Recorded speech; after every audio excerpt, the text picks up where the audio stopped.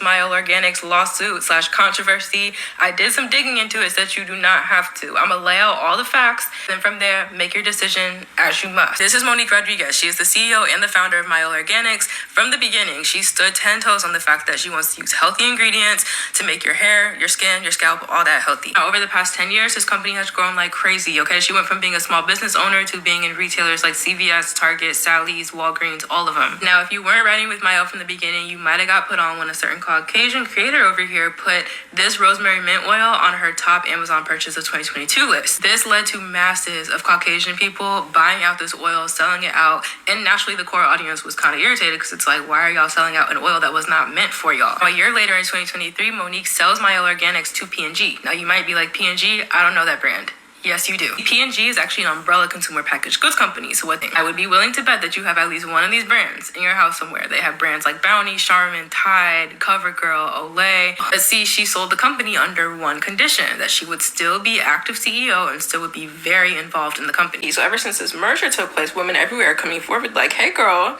my hair's falling out in clumps. Others are like, hey girl, I have skin dermatitis now. Others are like, hey, my scalp is literally burning. Essentially accusing her of changing the ingredients in the products. Now, this is not a super far-fetched accusation. This happens all the time, especially when you're going from small business to mass producing. A lot of these larger companies are rich and are so wealthy because they keep the cost down. Not super far-fetched to change your ingredients to more low-cost ingredients, keep these big companies rich. Now, before I go any further, I'd like to encourage everyone to take what I'm about to say with a grain of salt. If you Google Mielle Organics 2024 lawsuit, nothing comes up. There is one Reddit thread that contains a document that is linked to a filing. I do not know the validity of this filing, but I do think that if it is real, there's a couple important things to point out because I think a lot of the information of it is not being communicated properly. Now, this is the document that comes up when you click that link in the Reddit thread, and you can see Mielle Organics' name is all up and down it, but I do want to call your attention to what's going on at the bottom here. I think that the overall narrative is that Mielle is being sued because their products contain cancer-containing chemicals, all these different things. However, this lawsuit particularly only calls out one product, the Mielle Strengthening Shampoo, and it says the chemical that's actually in it, and it basically accuses it of being in violation of Proposition 65. Now, essentially what Proposition 65 says is that there is a list of 900 different chemicals that are known to cause cancer, birth defects, reproductive issues. If your product contains one of those chemicals, you are required to put this warning label on it that says, hey, just so you guys know, before you consume it, it has this chemical in it. Essentially, the lawsuit is saying that one of their products, the shampoo, did not have this warning label on it, and so now they're being sued for not disclosing that information. Now, as of yesterday, Monique actually responded to some of these claims. She said, hey, despite what y'all think, I'm actually still very involved in the company and its operations. She says that they have not changed the ingredients of the product since the inception of the company, and that she trusts the product so much that her and her entire family uses it, and then she puts some oil on her scalp and does a little thing. The reactions to this video have been pretty mixed. They kind of fall into three different buckets. Bucket number one is, why are you reading from a script? This does not sound authentic. I do want to do a quick side note. This is Bria speaking. I think that if you're addressing a legal issue, it's very wise to actually read from a script or notes of some sort. Bucket number two is a lot of people that are saying like, okay, this is all great. I love to know the story and the background of your company, but you're not addressing the fact that people's hair is falling out and their scalps are itching and burning and they're getting dermatitis. Now, let's talk about the Mielle Organics or Mielle Organics controversy. It looks like they're back on the news. I'm getting ready to go out right now. I am currently someone who is dealing with PCOS. Many people don't even know that about me.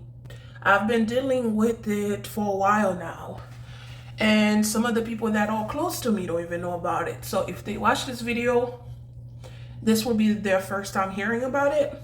So as someone who literally now have to change everything, I recently got married and I am waiting for babies. And to now be dealing with this very devastating issue such as PCOS, which affects fertility, if you know about it. This is not one of those videos. So you kind of literally have to change everything and make lifestyle changes. The way that I'm eating, losing weight. I mean, even without children in the subject, you should take your health seriously. I should have taken my health more seriously. So I understand that. But I'm in a situation where I literally have to be more adamant about what goes into my body and also what is going on the outside. this is my perspective about the situation as somebody who does create natural hair care products, sells natural hair care products. Not currently, because the store is on a pause right now. There was too many things going on with me all at once. I had to put a pause with that. But I understand every woman's concern. And I am not against a woman for getting her bag, or kudos to her to even reach that level to where she was able to get that offer. But you're Black, so you know the issues that we've been having in the Black community. And you know some of the things that are affecting us, right? Women that are losing their hair. I understand that, and don't quick to jump to conclusion unless something's been investigated and they find out, okay, maybe that's not true or whatever the case may be. Now, don't get me wrong. I know the justice system doesn't always do justice, but nonetheless, every issue should be thoroughly investigated. So I'll give it that. Just gonna put some water to revive. My issue now is that if you are part of that community, you are Black, you started to make wonderful products, right? You did not get to where you are for no reason. It was solving a problem for Black women, and so they bought it, right? Any women that are venturing out in business, especially in that area, whether it be that you are making makeup, so it's cosmetics, or you are making hair products for people like us with our hair types, keep in mind the people who got you to where you are. Keep in mind the women that bought you, that supported you to bring you to the level where you can even be approached by investors, whether they want to buy you off or they just want to invest in your company, whatever the case may be. It was Black women that elevated you or supported you to that point. You can make the best hair products that is maybe like hair crack. If nobody's buying it, you're not going up. So yes, there's a level of hard work that you got to put in, which she put in, and that is why she reached that level, right? Her hard work paid off. But don't forget the people who supported you for you to get to that point. And you yourself is a Black woman. You should be aware of some of the health concerns that are an issue in our community. PCOS mainly affects Black women. Now I wonder why, right? I'm not saying white, Caucasian women or other races don't deal with PCOS, but it is known fact that it mainly affects us Black women. Now, there are multiple factors as to why that is. We know that the way we eat, our diet has something to do with it. But more than that, we are also the community who is purchasing things like perms to put on our hair, right? Because no Caucasian woman is going out here in the markets to buy a box of perm. If it happens, it's a rare thing, right? They're happy with the way their hair is. We are literally the majority people who is going to the drugstores, purchasing a product that is so strong that it's able to manipulate the compounds of your hair, like what makes it so afro textured, right? It's literally getting inside of it, the DNA of it, and destroying that, rearranging that to make it be a form that it's not. I'm sorry, I don't even think it's in somebody's mind how weird that is. It's strong enough to do that. But then it's also safe to touch your skin. I'm not gonna tell you what to do with your head. I'm not gonna tell you what to do with your own hair. But please think about it. If it's strong enough, powerful enough to do this to your hair, why is it safe enough to go and touch your skin? There are people now who are coming out with all these complaints. There's all these multiple lawsuits because these companies are putting things that are not safe in the products that you're buying. In order for it to be fair, I also think that, I know she said that they did not change any of the formulation. The product did not change. She's the owner, so you telling the people that the product didn't change is not gonna hold much weight. You should understand that they can't take your word for it. In my opinion, I think that the people who are buying your products, your customers, they have reasons to be concerned. They are seeing all these videos of people in their hair falling out. That is a very sensitive issue. I get anxiety just seeing somebody's hair falling out. Currently, I am dealing with that. With dealing with PCOS, it can actually affect your hair. And so there's been major changes in my hair due to this medical issue. And the thing is, right now, I'm in a situation where I literally have to actually start using this type of products from the drugstores. I'm not even home right now. From the very beginning of my natural hair growth journey, I fell into DIYing. I fell in love with DIYing. That's actually how my business came to be about. So my very first year of being a natural is the only time that I purchased natural hair care products, unless I was in a situation where I could not get my own. Then I would make an exception and go to the drugstores and purchase some. My hair thrives with DIY. My hair is a picky eater. It loved and thrived with the things that I was making at home. Whether it is a conditioner, oils, shampoos, whatever it may be, I made it at home. I knew what went into it.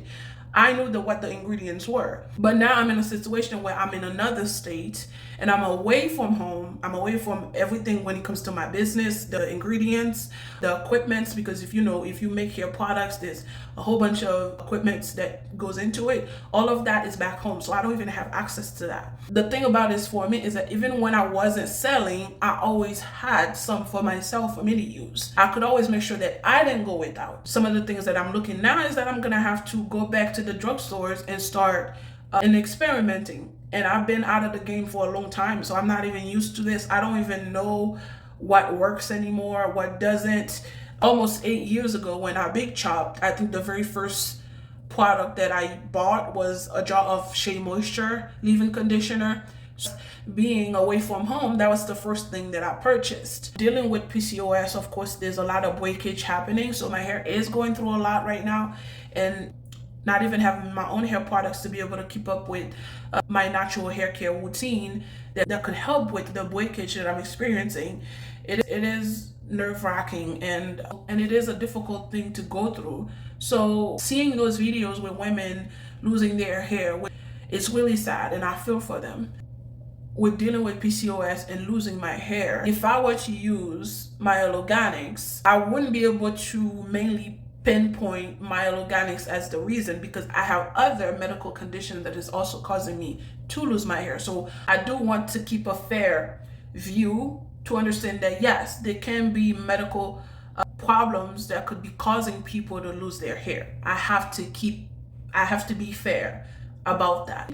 But 2 times, 1, 2, 3 times is a coincidence. 3, 4, 5, 6, 7, you understand what I'm getting at. If people keep coming about the same issues, multiple videos are surfacing with people experiencing the same thing, when are we gonna sit down to say, okay, there may be something there? And if there's not, that's fine, but let's at least investigate to see what's going on. Companies recall products all the time. If that's what's happening, just get it off the shelves. Take a step back. Look at the formulation. Did something happen? Did something go wrong? Fix the issue so you can go back into selling the products, because there are people who genuinely enjoy your products and they want to support you. There are people that are still supporting you even after, you sold to P&G. And I don't vouch for people to stop supporting a business just because of, Now, it is a wonderful thing for us as a minority when we can have our own and making it for our own. It is good to go in the supermarkets and you see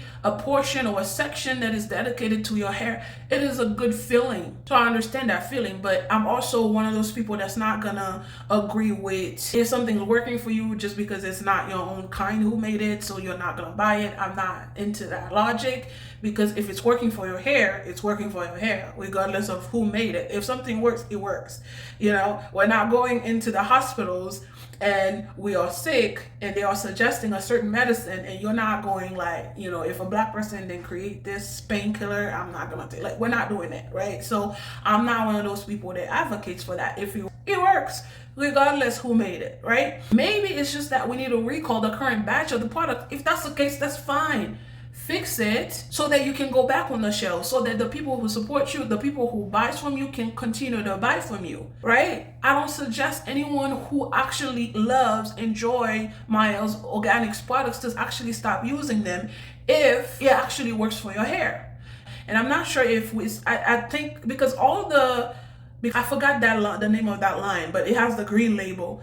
All of that has been going on mainly with that line. I haven't been seeing many people talk too bad about the other lines that she have, but if it's that particular line or if that particular batch that's wrong, fix it. But don't come out here and say there's nothing wrong with your products. People are experiencing a certain thing when using your products, so you should at least address that. I don't think she handled it well. And the way it to me, it sounded like you were more defending yourself, and I get it because it's your business, your baby. I guess maybe I probably would have gone berserk if somebody had something bad to say about glowy hair, but it's not good customer service to just straight up think that you're not at fault. If there's a concern of the people, I'm not saying that she wasn't supposed to defend her company. I'm not saying that she was supposed to straight up go out here and say, yeah, my products is bad, there's something wrong with it. I'm not saying that she should have done that much, but at least let the people who supported you and the people who are reporting to have these type of problems feel like they're being heard. Not just straight up ignore their concerns or complain as a way to make it feel like, oh, something's wrong with you, you're dealing with other issues, conditions, and that is why that's happening, you're using the product wrong, and all of that. Like I said, there's a possibility of that, but that's not how you address things when you have a company. 1 to 2 people experiencing something could be a coincidence, but multiple people coming out with the same issue, at one point you have to stop and say, yeah, we'll look into it, we'll investigate it, we'll find out what's going on. But that's my view on it. But so a little bit of news is that originally I wanted this channel to just be about glowy hair, but girl, I'm too lazy to make a different channel. So for now, until I get back home, I don't know what I'm gonna do. I don't know if I'm gonna have to go home and bring all my glowy hair stuff and bring them here with me so that the business is not too on a pause too long, or what's gonna happen. Right now, me and my husband are working that out, but in the meantime, I'm gonna be making content. Right now, I have a series coming out. You're gonna be coming along with me as I try to come back out here and be part of the market, buying natural hair care products like everybody else. After somebody who been using DIYs for so long in my own products, I can't do that no more. So I gotta go back out here in the markets. It's been a while.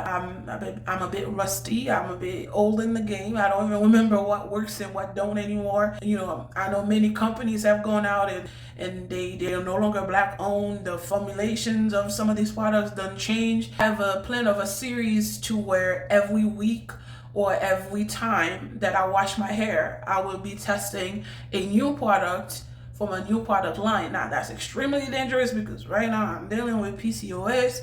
My hair is falling out.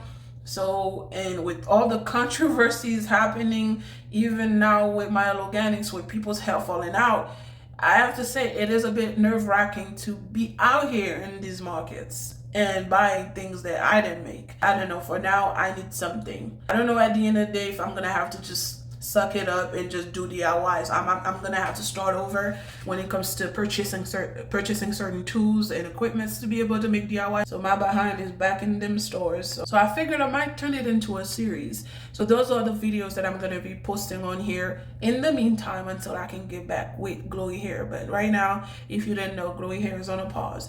Your girl done met with life after marriage, and major life changes are taking place, and they seems to be happening one after another. And so just dealing with that, and like I said, being away from home, being away from all my equipments, being away from the business, everything that I've built over the years. With that, I don't have the ability to continue glowy hair at the moment, so I put it on a pause.